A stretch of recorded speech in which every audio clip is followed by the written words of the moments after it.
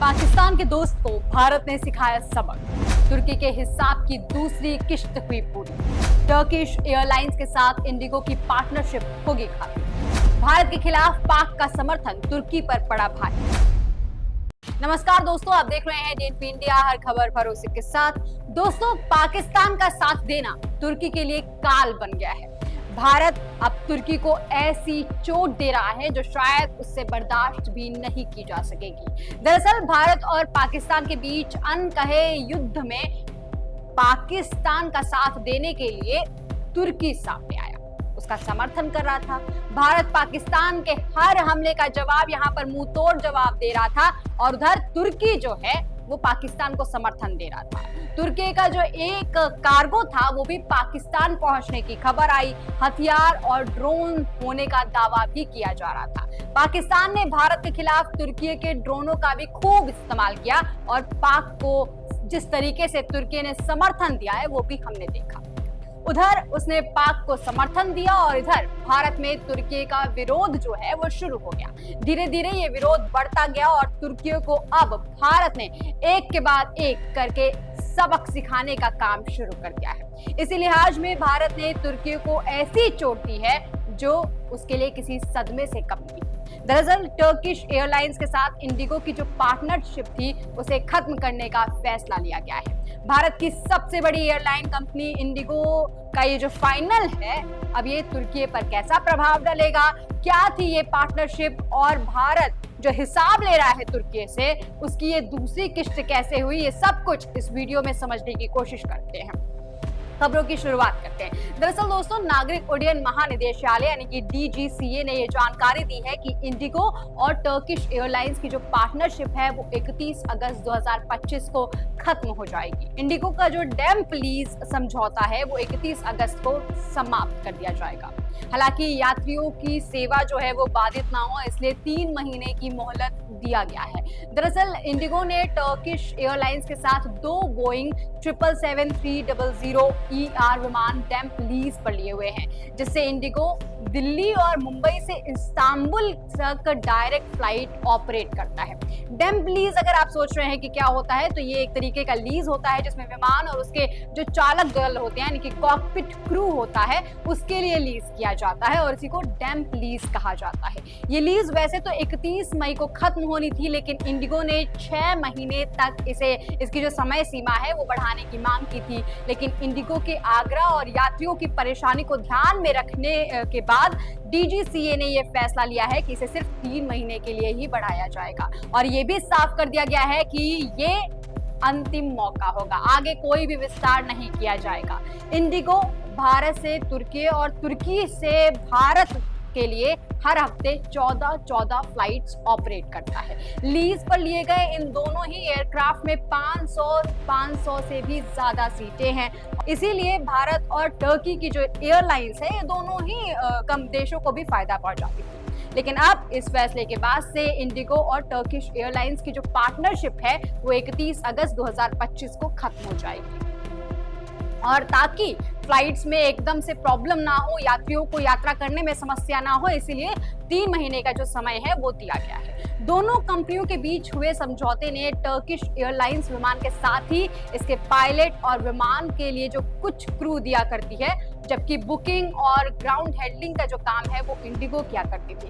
ये जो समझौता है ये दोनों ही कंपनियों के लिए फायदेमंद थी, क्योंकि इंडिगो को भारी भरकम निवेश किए बिना ही जो इंटरनेशनल सेवाएं हैं वो देने का मौका मिल जाता था इन 2 एयरक्राफ्ट के जरिए, जबकि जो टर्की है उसे पैसा भी मिलता था और भारत की सबसे बड़ी एयरलाइंस के साथ काम करने का मौका भी। ये समझौता इन 2 कंपनियों के लिए ही फायदेमंद नहीं था बल्कि यात्रियों के लिए भी खूब फायदेमंद था, क्योंकि यात्रियों को भी इस समझौते से सस्ती दर पर इंटरनेशनल जो यात्रा है उसकी सेवाएं मुहैया कराई जाती थी। इंडिगो ने भी पहले अपने बयानों में ये साफ कर दिया था कि ये जो पार्टनरशिप है वो यात्रियों के लिए फायदेमंद है, लेकिन अब चूंकि ये फैसला हो गया है तो कंपनी के जो सीईओ है पीटर एल्बर्स, उन्होंने कहा है कि हम सभी नियमों का पालन कर रहे हैं और आगे भी सरकार के निर्देशों के अनुरूप ही काम करेंगे। तो दोस्तों, तुर्की पर जो भारत बदले की सबक उसे सिखाने का काम कर रहा है, उसकी जो ये दूसरी किश्त बताई जा रही है ये इस तरीके से पूरी होगी, क्योंकि इससे पहले भारत ने तुर्की की कंपनी सेलेबी एयरपोर्ट सर्विस की सिक्योरिटी क्लियरेंस रद्द कर दी थी।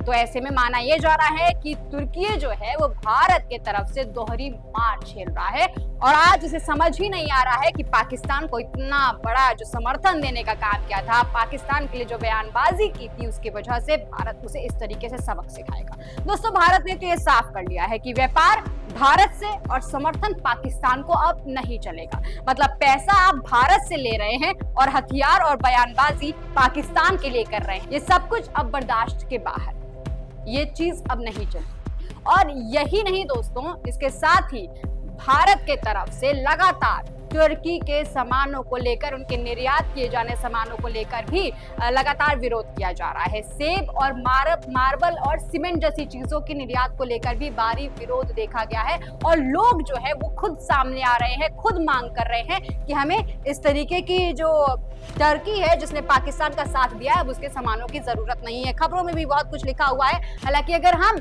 इंपोर्ट और एक्सपोर्ट की बात करें तो अगर 2018 का हम आंकड़ा उठाते तो भारत का जो सबसे ज्यादा इंपोर्ट किया जाने वाला सामान है उसमें गोल्ड है, गोल्ड प्लेटेड प्लैटिनम है और इसके साथ ही बहुत सारे सामान है जैसे कि मार्बल है और इसके साथ ही वेस्ट और स्क्रैप स्टेनलेस स्टील है। समझिएगा कि ये जो आंकड़े आपके सामने मौजूद हैं, इसमें जो 70% है वो मार्बल का है। तो मार्बल और सेब, जैसा कि मैंने आपको पहले ही बताया कि सबसे ज्यादा सामान आयात किए जाने वाले सामानों में शुमार है और इसीलिए अब भारत इस तरीके से भी उसको चोट देने की, मतलब टर्की को चोट देने की कोशिश कर रहा है। अगर हम आंकड़ों की बात करें तो भारत जो है वो टर्की से करीबन 5.2 का निर्यात करता है टर्की को, और जबकि टर्की से करीबन 2.84 बिलियन डॉलर का आयात करता है। और ये आंकड़ा जो है वो 2024 से लेकर 2025 का आंकड़ा हमारे पास मौजूद है। और इसमें जो सबसे ज्यादा सामान एक्सपोर्ट करने की, जैसा मैंने आपसे बात बताई, तो अगर इंपोर्ट की बात करें, भारत जो